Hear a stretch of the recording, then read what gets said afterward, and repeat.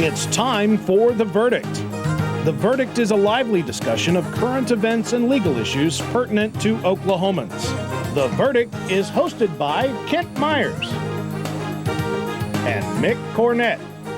The Verdict is brought to you in part by Betcher, Martin, Jean, and Jackson, when hurt people need help. Betcher, Martin, Jean, and Jackson in Ponca City. It's time for The Verdict. And welcome to The Verdict. I'm Kent Myers, and we're pleased you could join us this Sunday morning.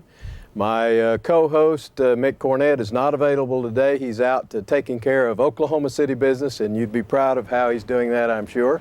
We're really pleased today to continue in our series of meeting the U.S. senatorial candidates. A couple of weeks ago, we had former Congressman Tom Coburn on, who's running on the Republican side. And today we're going to have the Honorable Brad Carson join us. Brad is the current 2nd District Congressman who's seeking to become the U.S. Senator from Oklahoma, taking Don Nichols' place. In future Sundays, we're going to have former Mayor Kirk Humphreys, Corporation Commissioner Bob Anthony. They have committed to appear, and we will be giving you their views in Sundays coming in the future. Today we're going to be talking with Congressman Carson about some of the reasons he has for seeking the Senate position instead of his current congressional position. We're going to be visiting with him about what he has in mind for all of the state of Oklahoma, not just the 2nd District, and how things are going generally. So we're pleased that you would join us today. Sit back. We're going to take a minute to hear from the very important people that make this show possible, and then we'll be back to visit with Brad Carson. Thanks. This is Kent Myers. You're watching The Verdict.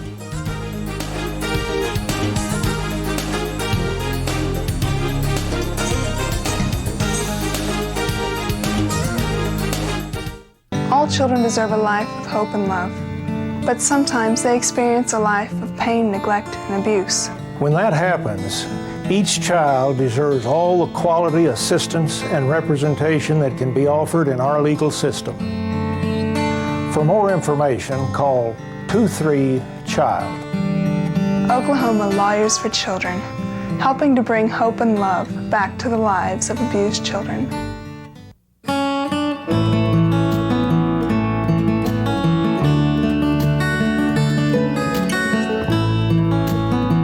If you've ever wondered about the future of American agriculture, well, don't. Because we know it's definitely a growth industry. Farm credit, good for Oklahoma, good for you. And ready when they are.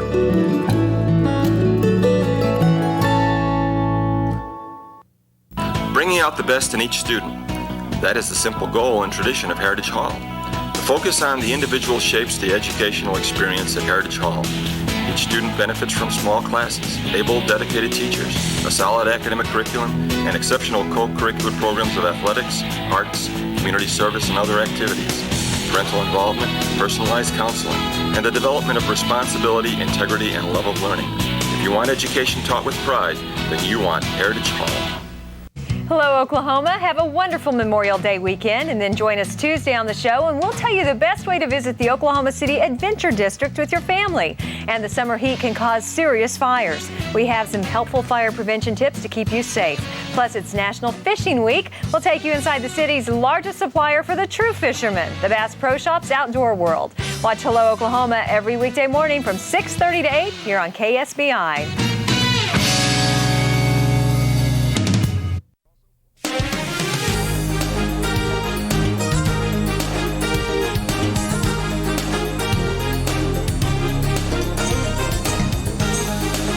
And welcome back to The Verdict. I'm Kent Myers, and we're very pleased today to have with us the Honorable Brad Carson.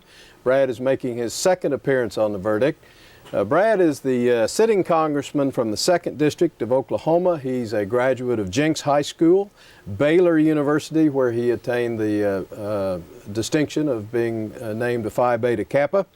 Shortly thereafter, he was named a Rhodes Scholar and did his year at Oxford, picking up a master's in philosophy, political science, and economics.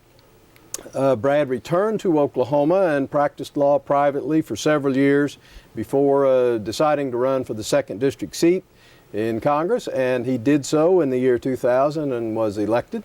He ran again, of course, in 2002 and won by a substantial margin. And one more interesting thing about Brad, there are many, but one more I'll mention right now, is that he's an enrolled member of the Cherokee tribe, and he has thrown his hat into the ring as a candidate for United States Senate. We're pleased, Brad, that you could come back to The Verdict again and see us and tell us a little bit about your candidacy. Welcome to The Verdict.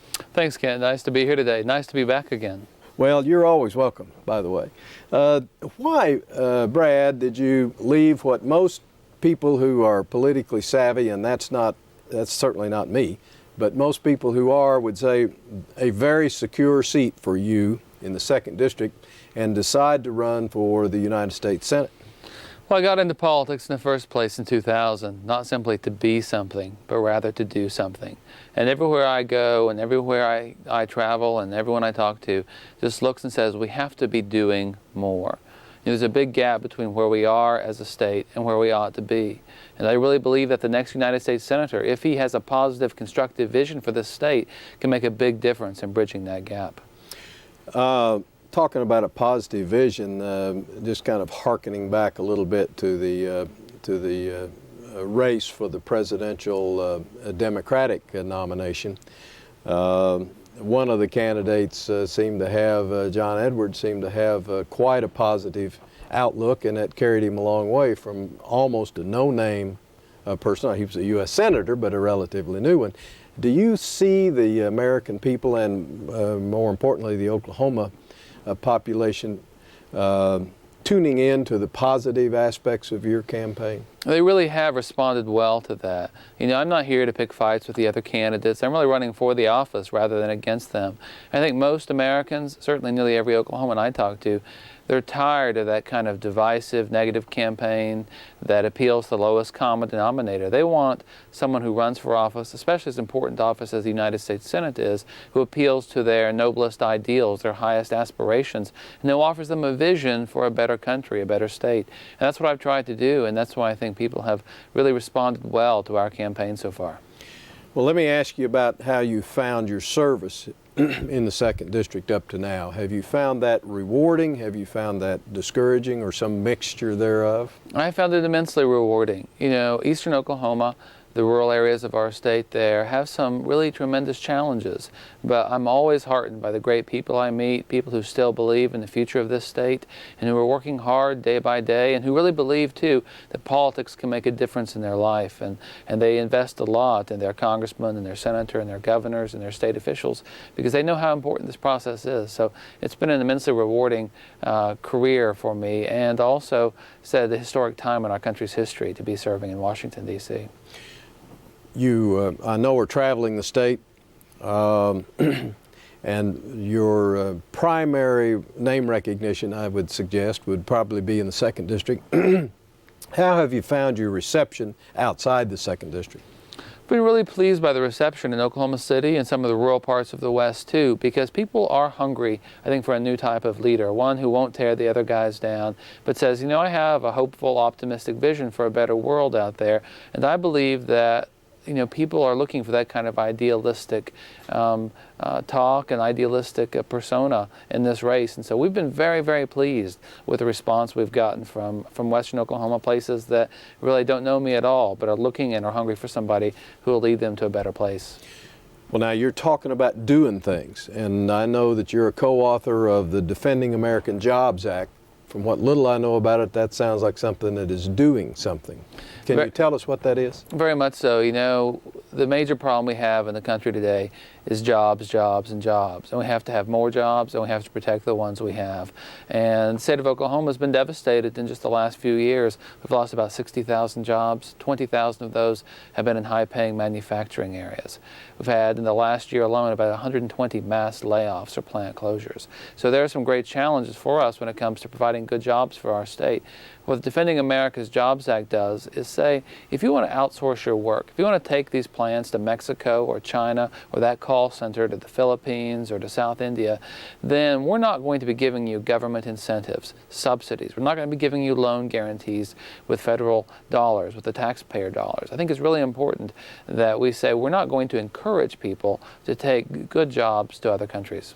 What is the status of the Defending American Jobs Act? How far has it progressed so far? I've been very pleased. We've received bipartisan support, some very conservative Republicans, some very liberal Democrats, and everybody in between as we push this forward. And so we're very optimistic that we're going to get some action on this. It's still pending in Congress, but we're extremely hopeful that we'll get some action before the election this year. So you have a timetable, at least a hope that it'll be there'll be some action before the November election. We're hopeful. We're hopeful. Well, let's take a break. We're visiting with Congressman Brad Carson, the sitting congressman from the 2nd District of Oklahoma and a candidate for the United States Senate from Oklahoma. We'll be right back. You're watching The Verdict.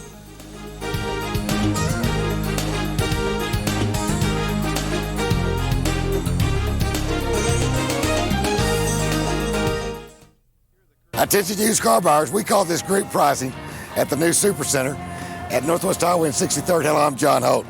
A 2003 Grand Am 4-door sedan, a 2001 Mitsubishi Galant, a 2001 Grand Am Coupe, or how about the hard-to-find GT Ram Air 2000 model? Your choice, $9,888. Here to finance $149 a month. Matter of fact, the hardest thing to do is pick your favorite color. You always get the best price. That's a promise. Come see us.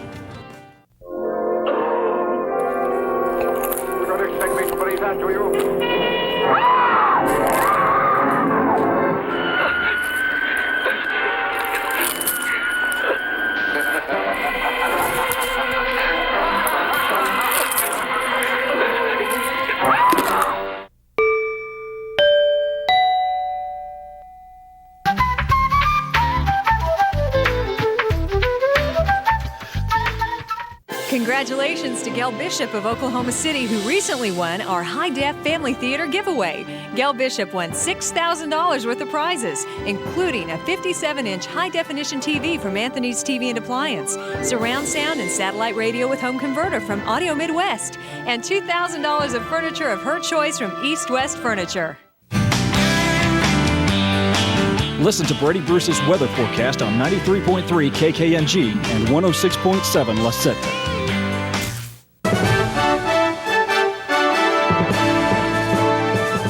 Coming up Monday here at First Business, our Memorial Day edition. Of course, it's the holiday. We got to talk about summertime travel. We'll be talking about deals and destinations as the summer months heat up.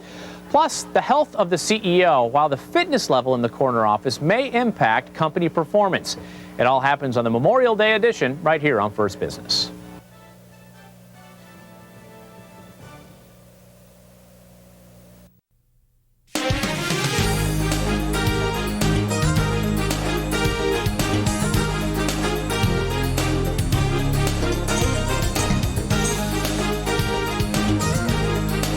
Welcome back to The Verdict. Kent Myers, and we are really thrilled today to have a friend of mine of many years, and many years for me. He hasn't been around too many years, but Congressman Brad Carson, who's running for the U.S. Senate. Brad and I were visiting at the break, and I learned something about Brad that I didn't know prior to getting ready to do this show, and that is that he, like several of our other guests, is a native originally of Stillwell, Oklahoma. That's right. So my mother's family's been there for about 6 generations, and my father's for about 5. So we go way back. Some other prominent current Oklahomans are Stillwell natives. That's exactly right. Sandy Garrett, the superintendent of public instruction, who was on our show about 3 weeks ago. And Larry Adair, the Speaker of the House, is my cousin there. So Adair County has a good political environment. Well, Larry was on about 5 or 6 weeks ago. So we really have the Stillwell connection locked in. One thing that I like to mention every time we have someone from Stillwell on is that I know when the Stillwell Strawberry Festival is, and it is the second Saturday in May. We just missed it, second Saturday in May. They have a big festival in Stillwell, and I hope our viewers in Stillwell enjoyed it. It's a great event, and we hope people will go next year because it's one of the nice festivals in all of Oklahoma. Getting away from Stillwell now just for a little bit. As a college student in Oklahoma, I can remember Governor J. Howard Edmondson going on what he called his Prairie Fire campaign. He likewise was, his roots were originally in eastern Oklahoma, and he used his Prairie Fire campaign to connect with the people of western Oklahoma. Brad, I know you've had a similar Prairie Fire campaign going on. Can you tell our viewers about that? Just last month, I completed a 30-county tour of western Oklahoma, starting in the far reaches of the Panhandle and then working my way slowly down to the Red River counties of western Oklahoma, really trying to talk about the issues that are often ignored by people in politics in the state, which are some of the unique challenges facing western Oklahoma. You know, there's such abundant resources in western Oklahoma. The children of western Oklahoma have the highest ACT scores in the state, and they send more of their children off to college than any other area of Oklahoma. But there are some serious challenges that have to be addressed too, starting with the fact that in nearly every county, fewer people live today than did 100 years ago. Agriculture is suffering, the industrial base has suffered. We have the worst roads in the country in Oklahoma, 50th out of 50 states, but the worst roads and bridges in the state that has the worst roads and bridges are in western Oklahoma. In fact, on I-40 between El Reno and the Texas border, there's about 50 bridges that are in dire need of immediate repair. And so really what we've talked a lot about on that tour is taking the issue seriously, having a plan to revitalize those rural communities, and also recognizing that we're not going to be a great state unless we have 77 counties of prosperity. Tulsa and Oklahoma City are not enough. We have to have all the areas, including the rural areas of western Oklahoma, do well, and when that happens, this state will be thriving. Well, you've not only just talked about it, you've actually put together a plan, have you not? I have. We're really proud of a program we called Renewing Oklahoma's Frontier. It's my commitment to western Oklahoma. And we hope people will go to our website, which is bradcarson.com, and drop us an email. You can actually download the book off the site. And it talks a lot about these challenges, the resources of western Oklahoma, and what I, as the next United States Senator, intend to do about them. It's going to be a key part of our campaign, and we really think that most of the people in western Oklahoma, Democrat and Republican alike, who I talk to, say, you know, we've been overlooked, we've been neglected, people don't care about us. And I'm going to make sure that they know that I do care about them, and that we have a plan that will bring prosperity back to western Oklahoma. Without getting into too much specifically, how can we stop the population drain from western Oklahoma? How can we get people to stay where they are or people to move there? Well, I think it starts by recognizing how we got people to come to western Oklahoma to begin with. It was the Homestead Act, one of the great 19th century laws passed during the Civil War. We took advantage of it in the late 19th and early 20th centuries when people came to homestead western Oklahoma. What we call for in our plan, when I make the centerpiece of my Senate campaign, is nothing less than a new Homestead Act, one that will bring businesses and young people back by offering them incentives and benefits to do just that. You know, I think a lot of people would love to live in western Oklahoma. A lot of businesses would love to come and take advantage of the hardworking people there, the business-friendly environment, but they just need that little bit of nudge that we can give them in just the same way that Abraham Lincoln nudged settlement of the Great Plains more than 100 years ago. Well, now, would your Homestead Act involve land being available? And I guess that would have to be state-owned land. Right. It wouldn't involve land being made available. What it would do is to say for young people, for example, who want to move to a county that's had a out-migration of people, that's lost population, we would give them tax incentives to help pay off some of their student loans for 5 years. We'd give them tax credits to help them purchase that first home. For businesses that would like to come to counties that have lost population over the last few years, we would also offer them incentives and benefits that would make it much more profitable and much more likely they'd come to western Oklahoma. And one of the serious problems we have in rural America generally, but western Oklahoma especially, is we need to nurture our entrepreneurs, people who are rooted in the communities, who are from Oklahoma, who are unlikely to take their jobs to Mexico or China or other countries like that. And right now, entrepreneurs are really suffering, especially in western Oklahoma. You know, one of the things I'm most proud of, having done in Congress, is there's a federal grant program that helps communities, cities, really help recruit businesses and provide them with infrastructure, roads, water, sewer, things like that. When I was elected to Congress in 2000, there was only $25,000 coming back to my congressional district in those kind of grants. After 1 year of working with local communities, I brought back $10.3 million for economic development. That's what has to happen in western Oklahoma too. Said they're suffering, they're getting the short straw on nearly every program that matters. And that has to change if Oklahoma's going to be a great state.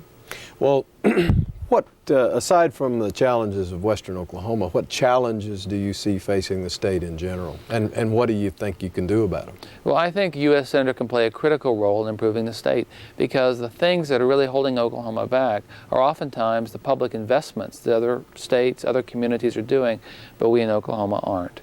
You know, I mentioned that we have the worst roads in the country, 50th out of 50. That's not an accident. That's not an act of God. The reason we have the worst roads and bridges in the country is people in Oklahoma have paid more in federal highway taxes than any state in the country, with the exception of one, and received less back. You know, we have a methamphetamine problem that's second to none. Really, Oklahoma and California have the most serious meth problem. Our jails are filled. It's costly to us. It's destroying communities, ripping apart families. You know, the full weight of federal law enforcement needs to be brought to bear on that very serious problem. And really, in Congress, I've been the leading advocate for doing just that. We have a serious health care problem. We've had 35 hospitals closed down in the last 20 years. Today, 70 teeter on the edge of bankruptcy, especially in rural areas, but in urban areas too, where we have a lot of uninsured people, and they go to the emergency room for care. You know, why do we have these problems, but no other state does? It's because the critical federal program that reimburses hospitals for treating the poor and the elderly said we get 1/40th what Louisiana receives, 1/25th what Arkansas receives. We have to have a senator who'll go to Washington, D.C., who believes in limited government, as I do, but also wants to make sure that limited government is an effective government that really helps the people here.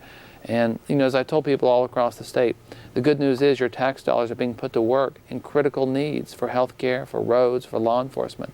The bad news is all those programs are working in Arkansas, Louisiana, and Texas, and it's never coming back to Oklahoma. That has to change if we're going to be a great state. Why has it evolved that way? I think it's just that it's been a long time since we had a senator like I aspire to be, such as Robert S. Kerr, someone who saw his office as a way to benefit this state, benefit the communities of the state, doesn't engage in these kind of sterile, bankrupt debates in Washington, D.C. that pit both parties against each other, and you're more concerned about who controls the chamber than actually getting something done. You know, we need a senator like Bob Kerr who says this is a powerful office, one of the most powerful in the land, and I'll use it to benefit Oklahoma. And that's why I think, you know, I'm a Democrat, of course, and the likely Democratic nominee in this important race, but I'm first and foremost a member of the Oklahoma Party, someone who will fight for this state, and I'll fight Democrats and Republicans alike who don't want what's best for Oklahoma. We have a huge number, I don't know that we're number one, but we have a huge number of Oklahomans who are uninsured. Mm-hmm. How can what you're proposing make a dent in that and get affordable health insurance to those who are now uninsured? It really is a serious problem. You know, we're the only state in the country where, when you adjust for age, the life expectancy of our people is actually falling, not rising. Today, if you live in Cuba or Costa Rica, you have a longer life expectancy than if you live in Oklahoma. It doesn't have to be that way. The reason that affordable health care is a distant dream for most people is because those hospitals are shutting down, clinics are not here. You know, in eastern Oklahoma, when I saw that we had a serious health care crisis, I went out and I built 3 community health centers. 3 community health centers to help provide people who couldn't afford it or people who are struggling to get by with health care. You know, Western Oklahoma should have 20, 30 of those health clinics. We have to do that. And if we can do that, we can improve the health outcomes of the state. Brad, we just have about 30 seconds left. Just look in the camera if you want to. Tell our viewers whatever it is you'd like to let them know about you and your candidacy. Sure. I'm running for the U.S. Senate and giving up a seat in the House of Representatives that I could likely hold for many years because I believe that Oklahoma is still the promised land. As a United States Senator, I'll fight Democrats and Republicans alike who want anything less than the best for our state. And I'll make sure our fair share of money for roads and bridges and methamphetamine is brought back here. If that's what you want too, whether you're Democrat or Republican, we need your support. Hope you'll go to our website, bradcarson.com, and join our team. Brad Carson, thanks for joining us on The Verdict. We'll be right back.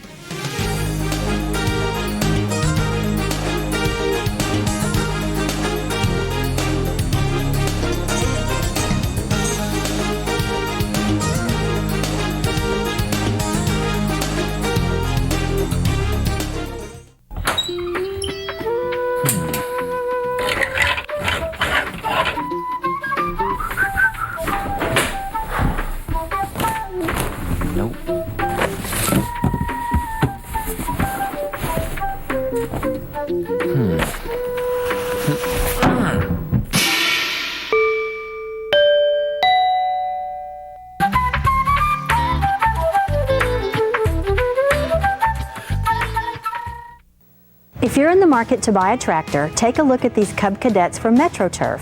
Choose from a gas or a diesel engine with 4-wheel drive. Buy your Cub Cadet with many different options such as a front-end loader, 54-inch mower deck, or backhoe. Never before has MetroTurf been able to offer you so much value. Own the best tractor on the market today. Come buy from us at MetroTurf, your #1 source for Cub Cadet, I-35 and Indian Hills Road, Norman.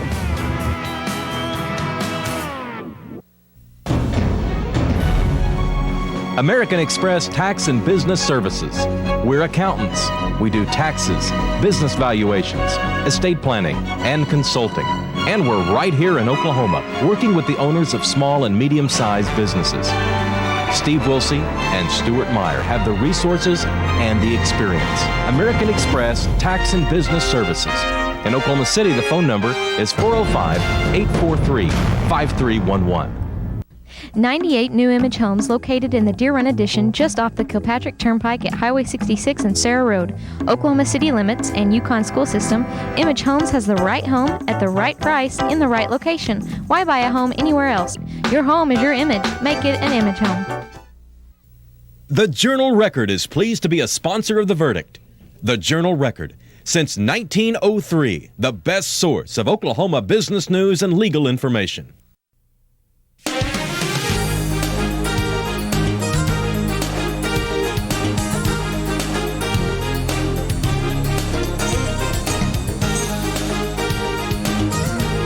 And welcome back to The Verdict. We were pleased today to bring to you Congressman Brad Carson, who's running for the United States Senate in Oklahoma on the Democratic ticket.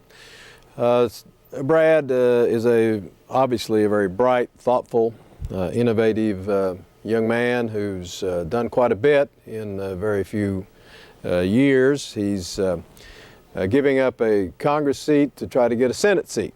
And it'll be interesting to see how the campaign progresses, about how Brad does, both in the primary and in the general election. We will be, in the coming weeks, bringing you both Bob Anthony and Kirk Humphreys, who are running against Tom Coburn, whom we've already brought you. On the Republican side, I hope at the end of this, we will have brought to you every candidate that has filed papers to run, and giving you an opportunity to evaluate them and make your informed judgment about which candidate is the appropriate one for your vote and the appropriate one to represent you in the United States Senate.